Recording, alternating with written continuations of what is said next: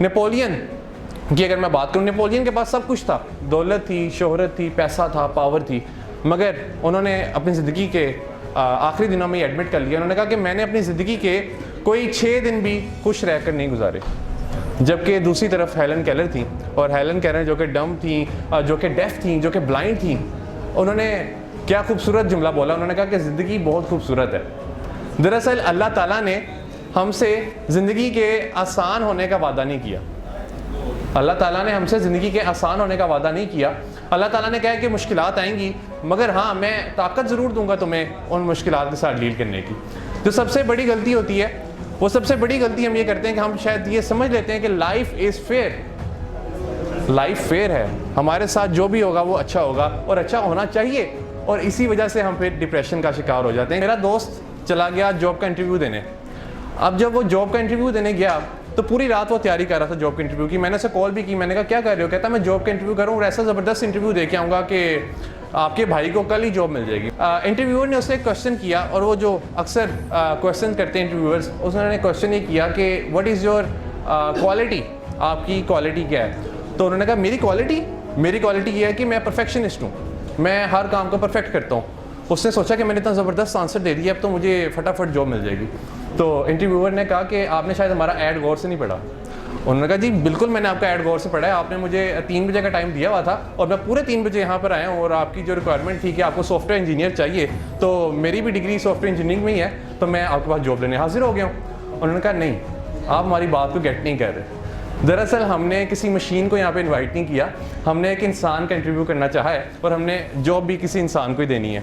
उन्होंने कहा कि हमें सारी ज़िंदगी स्कूल्स, कॉलेजेस और यूनिवर्सिटीज़ में कहा जाता है कि प्रैक्टिस इंसान को परफेक्ट बनाती है, जबकि प्रैक्टिस इंसान को कभी भी परफेक्ट नहीं बनाती। ये जो फ्रेज़ है, ये फ्रेज़ ही गलत है कि प्रैक्टिस इंसान को परफेक्ट बनाती है। उस दिन मैं 92 न्यूज़ के शो में बैठा हुआ था, तो उन्होंने भी मुझसे सवाल किया कि ऑनेस्टी क्यों नहीं है लोगों में। तो मैंने उनसे कहा कि हमें सारी ज़िंदगी एक फ्रेज़ सिखाई जाती है, और वो ये है कि honesty is the best policy. ये भी फ्रेज़ गलत है, और इस फ्रेज़ में देखिए कि क्या गलती है। इसमें 3rd डिग्री यूज़ की गई, और जो हायर डिग्री यूज़ की गई वो ये है कि बेस्ट पॉलिसी, यानी there is a better policy as well.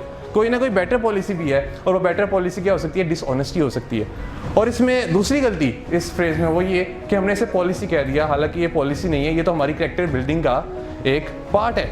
बिल्कुल इसी तरह जो प्रैक्टिस इंसान को परफेक्ट बनाती है, जो हम सुनते आ रहे हैं, प्रैक्टिस कभी भी इंसान को परफेक्ट नहीं बनाती है, इंसान को बेहतर बनाती चली जाती है। जब भी आप गुड से ग्रेट का सफ़र करते हैं, तो जब आप ग्रेट पे पहुंचते हैं तो फिर आप एक अगला ग्रेट सेट कर लेते हैं अपने माइंड में, कि आपका अगला गोल होता है, और उससे फिर आपने अचीव करना होता है। कोई भी इंसान इस दुनिया में परफेक्ट नहीं होता।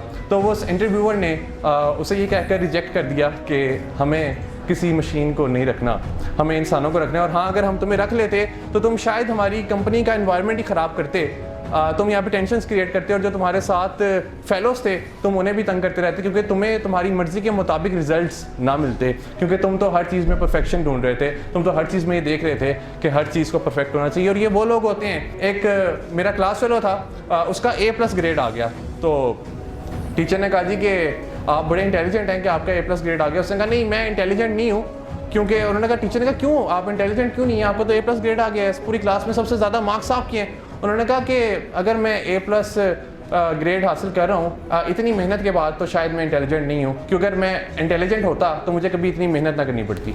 यानी वो लोग होते हैं जो कि हर चीज़ में परफेक्शनिज्म ढूंढ रहे होते हैं।